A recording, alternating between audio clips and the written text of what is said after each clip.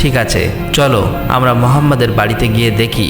এই বলে তারা শিশু মুহাম্মদ সাল্লাল্লাহু আলাইহি ওয়াসাল্লামের বাড়ির দিকে রওনা হলেন। শিশু মুহাম্মদ সাল্লাল্লাহু আলাইহি ওয়াসাল্লাম থাকতেন চাচা আবু তালেবের সঙ্গে। চাচা আবু তালেব তখন ঘরে একা। কিছুক্ষণের মধ্যেই আবু জাহেল এসে হাজির হয়ে বললেন, হে আবু তালেব, শিশু মুহাম্মদ কোথা থেকে এমন জাদু শিখেছে? সে তো বড় জাদুঘর। সে আমার খেজুরগুলো সব পাথর করে দিয়েছে। কোথায় গিয়েছে তুমি কি খবর রাখো? তাকে তো খুঁজে পাওয়া যাচ্ছে না। দেখো কোন পাহাড়ের কিনারায় জঙ্গলের বাঘ ভাল্লুকে খেয়ে নিয়েছে কিনা। এই কথা শোনা মাত্রই চাচা আবু তালেব আর দেরি করলেন না, শিশু নবীকে খুঁজতে বার হলেন। এদিকে শিশু নবী হযরত মুহাম্মদ সাল্লাল্লাহু আলাইহি ওয়াসাল্লাম পাহাড়ের কিনারায় বসে কাঁদছে আর বলছে, আজ যদি আমার মা বাবা বেঁচে থাকতো, আমার সাথে কেউ এরূপ ব্যবহার করতে পারতো না। আমি আজ বড় একা। শিশু নবীর কান্না দেখে জঙ্গলের বাঘ ভাল্লুক হরিণ সেখানে আসলেন। সেই ব্যথায় ব্যতীত হয়ে তারাও যেন কাঁদছে আর বলছে, ইয়া রাসূলুল্লাহ, রহমাতুল লিল আলামিন, এই চর যেন আমাদের লেগেছে। ইয়া রাসূলুল্লাহ, তুমি আর কেঁদো না, এই কান্না আমরা সহ্য করতে পারছি না। অতঃপর কিছুক্ষণের মধ্যেই চাচা আবু তালেব সেখানে হাজির হলেন। এটা দেখার পর তিনি আর কিছুই বললেন না, একেবারে অবাক হয়ে গেল। তখন চাচা আবু তালেব সান্ত্বনা দিয়ে বললেন, তোমাকে এমন কষ্ট দিল, আমি তো আছি। আমি বেঁচে থাকতে কেউ তোমাকে আঘাত করতে পারবে না। অতঃপর শিশু নবীকে নিয়ে চাচা আবু তালেব বাড়িতে চলে এলেন। সেই রাতেই চাচা আবু তালেব আবু জেহেলের বাড়িতে গিয়ে বললেন, তুমি তাকে জাদুঘর বলছো, অথচ সে তো কিছুই চায়নি। সে তো তোমার খেজুর নেয়নি, তোমার বিরুদ্ধে কিছু বলেনি। এই শিশুর চোখে যে অশ্রু ঝরেছে, সেই অশ্রু একদিন পাহাড়ও গলিয়ে দেবে। এই কথা বলে তিনি সেখান থেকে চলে আসলেন। এই কথা শুনে আবু জাহেল কোনো জবাব দিল না, কারণ এই শিশুর মধ্যে এমন কিছু ছিল যা সে অনুভব করতে পারছিল, কিন্তু স্বীকার করতে পারছিল না। আসলে আবু জাহেল ছিল মিথ্যাবাদী এবং অত্যাচারী। সেই রাতে মক্কার আকাশে এক উজ্জ্বল আলো দেখা গেল। সবাই ভাবল বুঝি কোনো তারা পড়েছে। ফেরেশতারা একে একে নেমে আসলো। এক ফেরেশতা আরেক ফেরেশতাকে বলল, এই শিশুর চোখে পানি দিয়ে একদিন মহা কিতাব নাজিল হবে।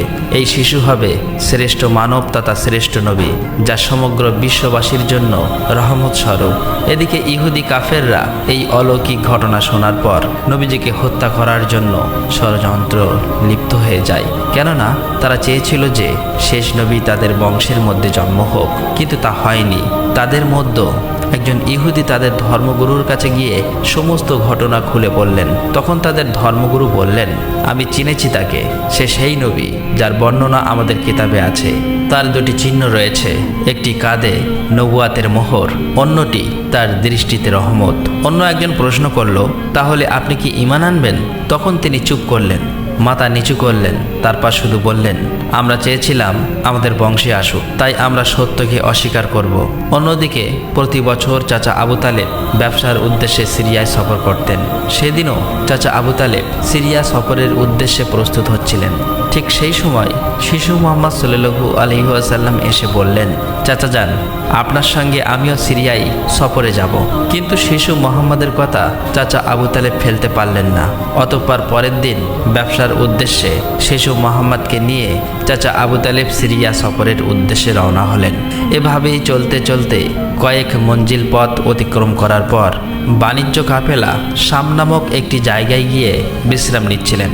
সেখান থেকে কিছুটা দূরে খ্রিস্টানদের একটি গির্জা ছিল। সেই গির্জায় খ্রিস্টানদের একজন ধর্মগুরু ছিল, যে সেই জামানার সবচেয়ে মহাপণ্ডিত ছিল। কাফেলা যখন আবারও চলতে শুরু করলো, তখন ওই খ্রিস্টানদের ধর্মগুরু লক্ষ্য করে দেখল কাফেলার সাথে সাথে যে সোজা শিশু নবী আছে, তার ঠিক মাথার উপর একখণ্ড মেঘ আছে, তার মাথার উপর ছায়া দিতে দিতে সরে আসছে। এটা দেখে তিনি অবাক হয়ে গেলেন। খ্রিস্টান ধর্মগুরু খুব শীঘ্রই তাদের ধর্মগ্রন্থ পড়ে বুঝলেন, নিশ্চয়ই কাফেলার ভিতরে আখিরি জামানার শেষ নবী রয়েছে। তখন তিনি খুব দ্রুত তাদের একজন লোককে ডাকলেন এবং বললেন, তোমরা যাও, ওই কাফেলার সকলকে ডেকে আনো। তাদেরকে আমরা দাওয়াত খাওয়াবো। এই কথা শুনে তারা সেখানে চলে গেল এবং তাদেরকে বলল, প্রিয় ভাইরা, আমাদের ধর্মগুরু আপনাদের সকলেরই দাওয়াত করেছেন, এই দাওয়াত আপনারা কবুল করুন। অতঃপর কাফেলার সকলেই ওই গির্জায় আসলেন। তারপর খ্রিস্টান ধর্মগুরু কাফেলার সকলকে পেট ভরে খাওয়ালেন। অতঃপর কিছুক্ষণ পর খ্রিস্টান ধর্মগুরু আবু তালেবকে বললেন, হে কাফেলার সর্দার, নিশ্চয়ই এই শিশুর পিতামাতা ইন্তেকাল করেছে। আবু তালেব বললেন, হ্যাঁ,